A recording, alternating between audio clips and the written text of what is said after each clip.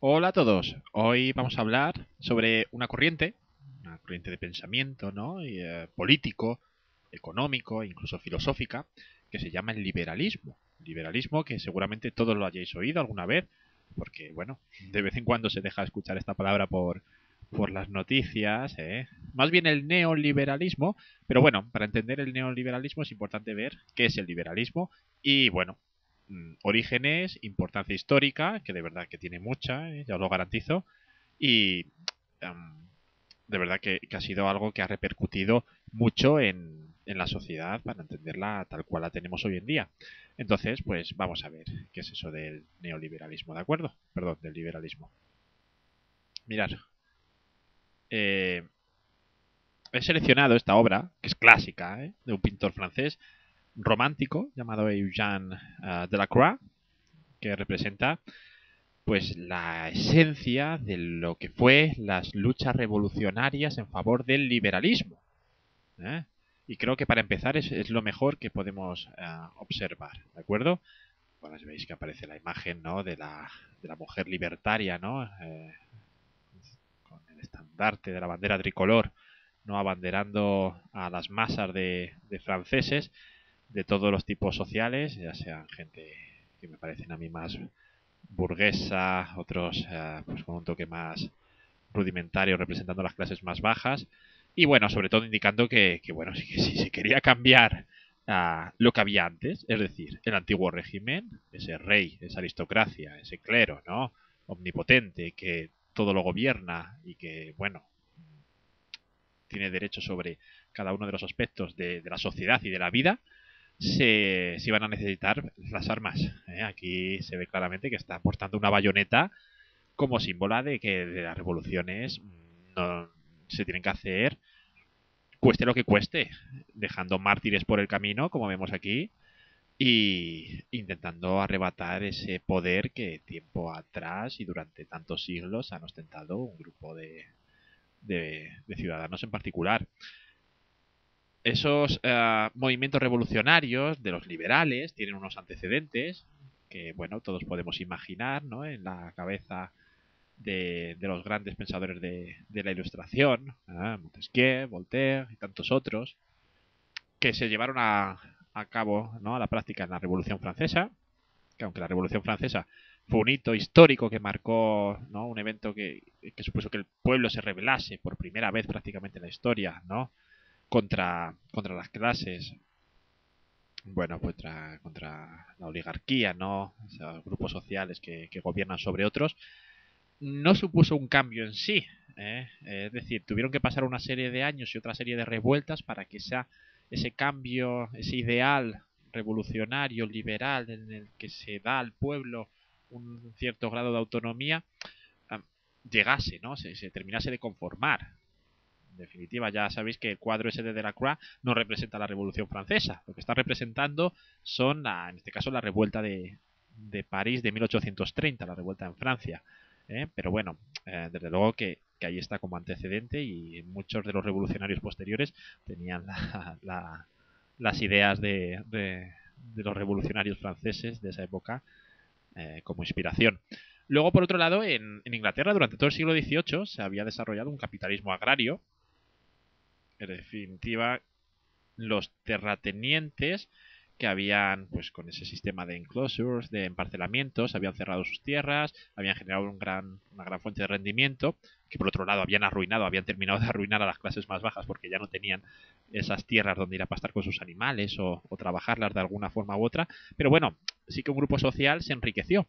Tanto se enriqueció que, bueno, aprovechando los nuevos experimentos e innovaciones científicas, entre ellas la máquina de vapor maravillosa, para utilizarla como medio de transporte, el ferrocarril, el barco, bueno, o sea, algo inaudito y nunca visto. Pues comenzaron a invertirlo pues en eso, en generar industria para desarrollar otro tipo nuevo de materiales y los bienes de consumo. Entonces, bueno, esto se va a llamar la revolución industrial, que tiene su origen precisamente ahí en Inglaterra, y que va a suponer que muchos de esos burgueses y gente enriquecida con sus profesiones o, bueno, pues por lo que sea, quisiese tener un poder político que no tenían en el antiguo régimen. Es lógico. E incluso la gente, bueno, pues el pueblo que se consideraba carente de libertad, pues buscaba a través de esto iniciativas que le permitiesen, ¿no?, una cierta libertad para invertir, para tener iniciativa privada y poder montarte mi propia empresa. Bueno, algo que les supusiese dejar atrás esa mentalidad de sumisión, de ser súbditos de un cierto, bueno, de un reducido número de personas, como ha sido, como había sido hasta entonces, ¿no? ¿Qué perseguían estos liberales? Pues está claro que para tener un cierto grado de libertad de elección y demás necesitaban una soberanía nacional, poder para el pueblo. No podían estar todos a expensas de lo que decidiese un monarca absoluto y su camarilla, como pasó aquí en España con Fernando VII. Su camarilla, es decir, toda esa corte de aduladores que están detrás de él que acaban influyendo en beneficio propio. No, el poder tiene que ser del pueblo, de todos nosotros. Y todos por igual. Eso está bien decirlo y muy rápido, pero luego ya vamos a ver que a la hora de compartir con la clase obrera, la burguesía tuvo mucho resentimiento y muchas admiraciones. Pero bueno, en definitiva, soberanía nacional, una monarquía constitucional, es decir, el rey, bien, continuamos con un monarca, pero con un poder disminuido y dentro de lo que dentro de una constitución, ¿no?, de lo que ampare la constitución. Eres un rey y como tal has tenido una monarquía absoluta y un poder ilimitado, no vas a querer aceptar esto, ¿eh? Entonces, seguramente, como pasó de nuevo aquí en España con Fernando VII, pues bueno, hará todo lo que pueda, conspirará o lo que haga falta para intentar echar atrás las ideas liberales. Separación de poderes, por supuesto, importantísimo para generar un Estado igualitario y justo. Sufragio limitado, ¿eh? Aquí vemos aquí otra cosa que dices, sí, bien, pero limitado para hombres, las mujeres ni oír de hablar de ello hasta bien entrado el siglo XX, y para solo un porcentaje de hombres. ¿Para quiénes? Bueno, pues para esos que querían tener y tomar las riendas de la sociedad, aquella gente que se había enriquecido y quería seguir enriqueciéndose pues con los nuevos avances científicos, en la industria, en el comercio, en lo que sea. Entonces, sufragio limitado, sí, votar a los representantes políticos, sí, pero ¿quiénes? Pues aquellos que se lo pudiesen permitir, ¿no? Aquellos que tuviesen un cierto poder económico. Y luego, pues, bueno, una serie de libertades que creo que hablan por sí solas, ¿no? Libertad de religión, asociación y prensa. Mirad, una caricatura muy ilustrativa de qué, pues del antiguo régimen, ¿no? Un campesino cargando sobre sus hombros el peso de lo que gastaban y a los que había que alimentar el clero, ¿eh?, la aristocracia, la monarquía. Aquí vemos un burgués, empapándose de las ideas de los grandes ilustrados y bueno, los aldeanos, como hemos dicho. ¿Esto en qué va a derivar? Pues en una serie de oleadas revolucionarias por toda Europa durante la primera mitad del siglo XX. Francia 1830, muy bien representado por la obra de Víctor Hugo, Los Miserables. El señor Rafael de Riego aquí en España 1820 y la Revolución Belga de Bélgica de 1830 también, con un componente nacionalista. Luego ya veremos qué es eso. Aquí vemos los tres grandes periodos de revoluciones liberales, intentar poner lo que hemos dicho, ¿no?, esas características que de las que hemos hablado anteriormente. La revolución de 1848, como tiene ya un componente distinto a las otras dos, las veremos en un tutorial aparte. Es una revolución ya muy relacionada con las ideas obreras que se van a expandir desde pues eso, desde esos años hasta finales del siglo XIX y viene, bueno, y del siglo XX, obviamente, claro, en toda su dimensión. Entonces hoy nos vamos a centrar en las del 20 y las del 30.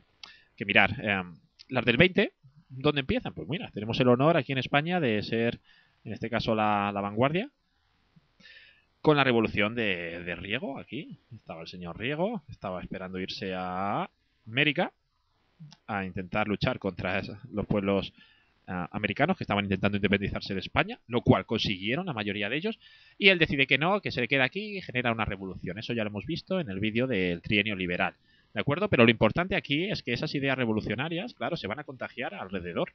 Portugal va a conseguir que la monarquía acepte una constitución.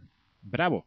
Y lo más llamativo de todo, en Rusia, un país, bueno, pues en ese momento, en el 19, muy retrógrado, bueno, con un gran papel, un gran poder por parte de los zares, ¿no? Que tenían al pueblo muy sometido, un porcentaje muy pequeñito de la población tenía en régimen de semi-esclavitud prácticamente al campesinado, pues bueno, va a intentar inculcar esas ideas que van a ser reprimidas de manera violenta, no, sí, vino violentísima, ¿de acuerdo? Y con carácter nacionalista, la revolución en Grecia. Grecia pertenecía a un gran imperio, que es este de aquí, que no se aprecia muy bien, ¿vale? Estas son sus fronteras, y seguiría por Turquía, ¿de acuerdo? Estado turco, ¿vale? Que no era Turquía en tal, sino el Imperio Otomano y Grecia, pues diciendo, oye, no, nacionalismo, ¿eh? Estamos hablando ahora de un nacionalismo, con ideas liberales, pero un nacionalismo. Nosotros tenemos una historia muy particular, distinta a la vuestra, hablamos una lengua que no habláis vosotros, incluso una religión distinta también, por lo tanto una cultura, pues eso, especial. No tenemos por qué seguir perteneciendo a vuestro país, a vuestro imperio. Necesitamos la independencia, queremos sentirnos mejor tratados.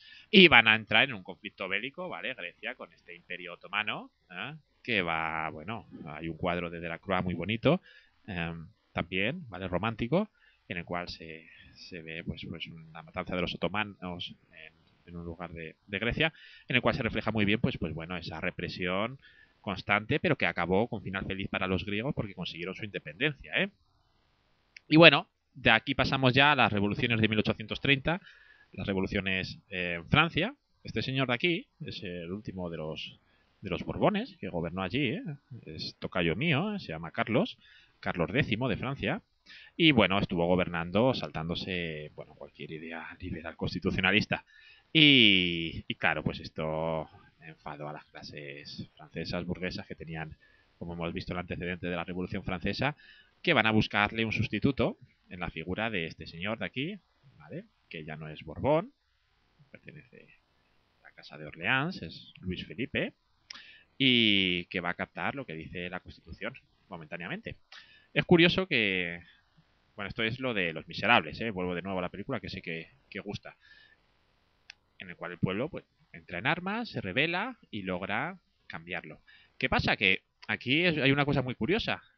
Los burgueses van a frenar la revolución de nuevo, un poco como sucedió en la Revolución Francesa, para que el pueblo llano no se pasase, la clase obrera, ¿no? Los trabajadores, los más humildes, no consiguiesen llegar al poder.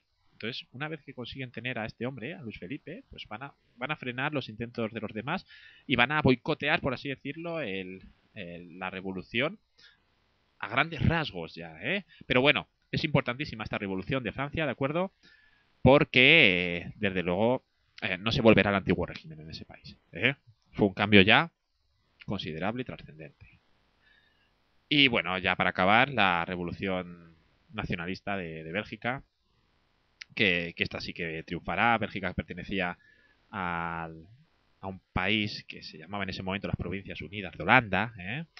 Y en el cual, pues bueno, Bélgica sabemos que no tiene nada que ver con ese país, ni en idioma, hablan un idioma distinto, ni en historia, ¿eh? Que tiene también una historia pues bastante particular y desde luego que mmm, con muchas diferencias con respecto a este país.